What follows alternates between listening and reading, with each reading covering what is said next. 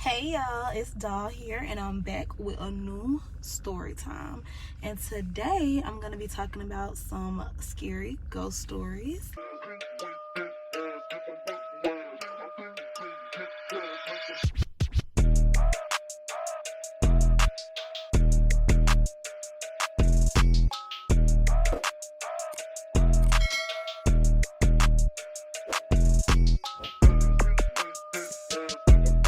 I'm going to be looking online and I already wrote down a lot of them, or I already screenshotted a lot of them that I do want to do a story time about, and I'm going to be reading those to you today. Now, I'm doing this video a little late. It's already 6:40, but I got this new little setup in my car, so I had to like set that up before I could even film a video, but it's looking pretty good. I like how it's set up and everything. Y'all can actually see my whole head and I'm not, out of frame or whatever. But this is the first story time. This is titled Menacing Voice Calling My Name. So I'm scared. I'm about to get into it. It says, I have had many experiences with ghosts, spirits, etc., but this is the only one that has left me feeling very uneasy. This happened the night before last. My 9-year-old daughter is not too well with some type of virus, so I was laying in her bottom bunk until she fell asleep. Despite it being 3 in the morning, I was wide awake. I have been up and down to give her face cloths, getting her water, and comforting her until she fell asleep. I had just laid back down and I heard my name being called from outside. I was obviously surprised but didn't answer, since who would be calling my name from outside the house? Baby, who is calling your name from outside the house? It is scary. I would never want to be in the house and then hear my name being called by somebody. Like, who could be calling her name? The voice was not a normal human voice. I really can't even describe it. It was clearly coming from outside but didn't sound muffled. It was at a speaking volume, not whispered or shouted. Previously, I have been visited by a spirit or entity or whatever. There is a strong emotional component. I feel overwhelmingly strong emotions all around, in the air and in my chest. I have never been afraid, since they have always felt familiar and friendly. This was not that. It felt hollow and menacing. It felt very unfriendly, and uneasy feeling I had then has been hanging around me since. I'm finding it hard to shake off the discomfort. The voice is echoing in my mind, so I'm not hearing it, just remembering it.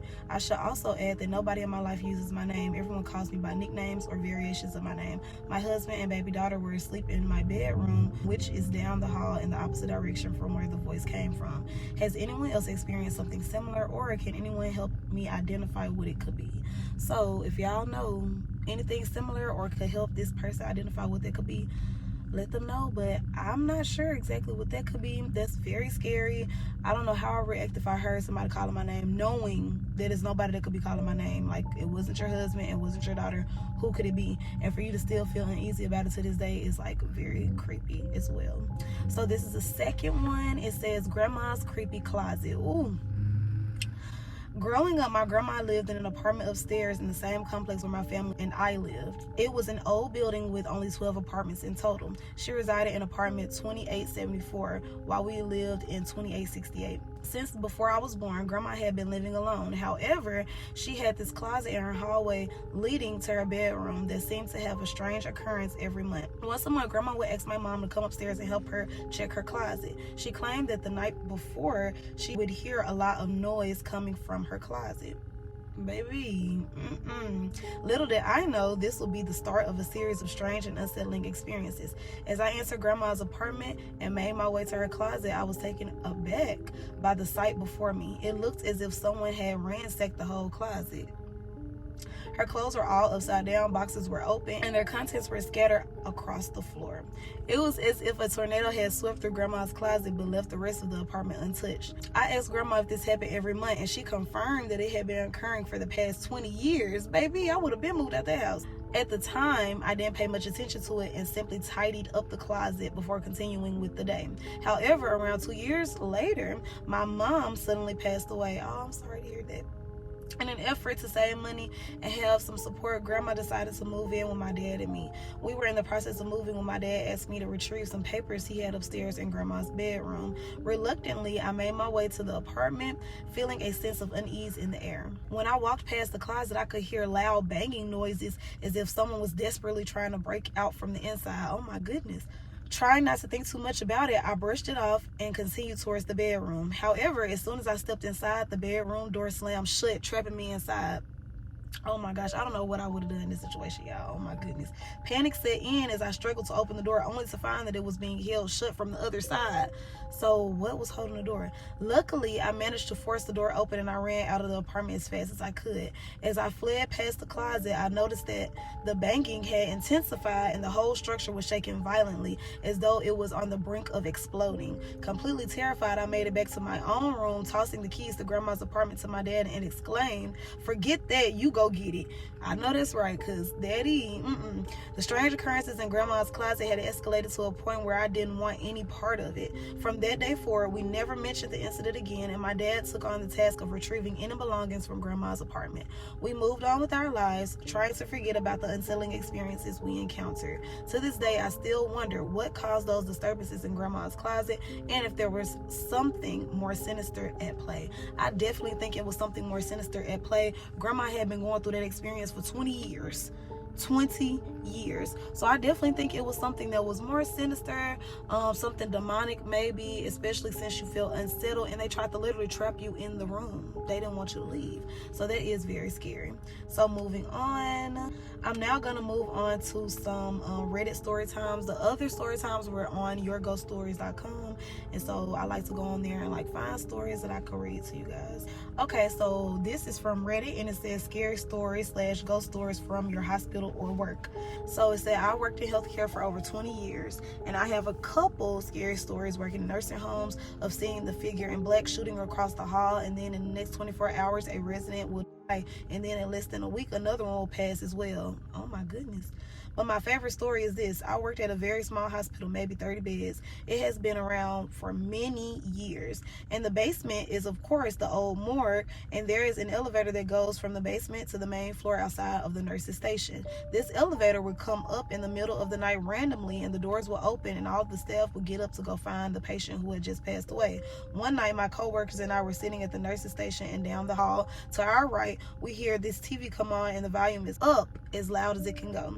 One of my coworkers and I walked down that hall to find the TV to turn it down. There is one room down that hall that maintenance has the door closed and do not enter signs on the door. After looking in all of the open rooms, there is no other room but the closed one to look in. We opened the door and there's nothing in the room except the TV. I walked in, turned the TV off, and said, "Stop that. There's a sick baby next door who needs to sleep, so just be quiet." I walked out and closed the door with no further incidents with the TV. That's scary. So it was like an entity or something.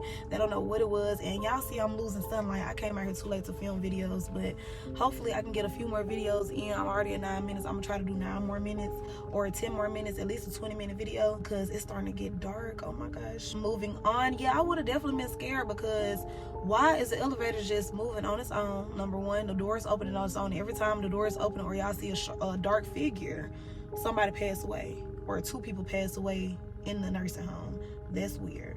Moving on, it said, had something similar happen when I was working in a nursing home during night shift. We were supposed to set tables for the next day. So while I walked into a room to set the table, as I walked past the TV, it turns on its own, which made me jump. I figured I set the table and turn it off. As I'm walking back after I'm done, I mentioned something loud like, "Thanks, but I'm done," and I'm leaving. And after which the TV just turns on by itself. Still freaks me out thinking about it. That aside, I've had plenty of instances with weird sounds, doors opening / closing on their own, patients seeing other people or shadows in their rooms.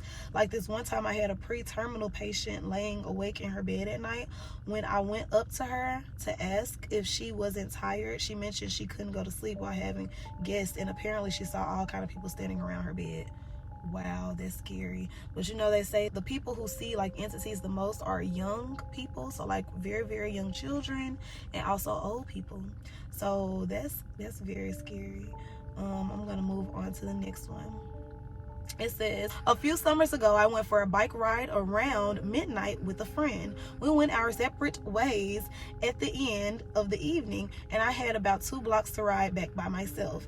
Because of construction, I had to ride on the sidewalk, but the streets were dead. But it wasn't a problem until right when I was about to turn left onto my street. There was this man walking by himself, maybe 40s, a little scruffy, but not homeless. The sidewalk was narrow and I didn't want to freak him out. So when I got about 6 feet behind him, I said, "Hey, behind you." And he turned around and gave me this super angry look. I turned down the street and he started to follow me, literally screaming about how I was an effing B-word and he wanted to unalive me and all of that. I live right off the corner and I didn't want him to figure out where I live, so I decided to do another loop around the block. That's not the scary part. The scary part is that when I looped around the block and looked down the street, I saw him standing on my effing front stoop staring out at the street like he knew where I lived. He saw me ride by again, but he didn't say anything. I ended up going back to my friend's house, but my bike got stolen from the alleyway by the house 2 days later. Edit, the guy in question was definitely not actually homeless. We have a large population of mentally ill in that area, unfortunately downtown of a medium-sized city. So I didn't think the sidewalk was too narrow to pass, otherwise I wouldn't have disturbed him. Half the scary part was that he looked pretty much completely normal for my area. That being said, I ended up texting my mom and she made the decision not to notify law enforcement. So that's so scary. Like, I can only imagine being young and you and your friend going somewhere in the middle of the night, taking a bike ride, just calm bike ride, and then you only have 2 more blocks to go, so you go those 2 blocks by yourself, and then all of a sudden you see a weird man standing out there. You tell him, "Hey, hold on, like I'm right behind you, coming behind you," just trying to warn him, and this man literally follows you to your house. That's creepy. That's scary. And now he knows where you live.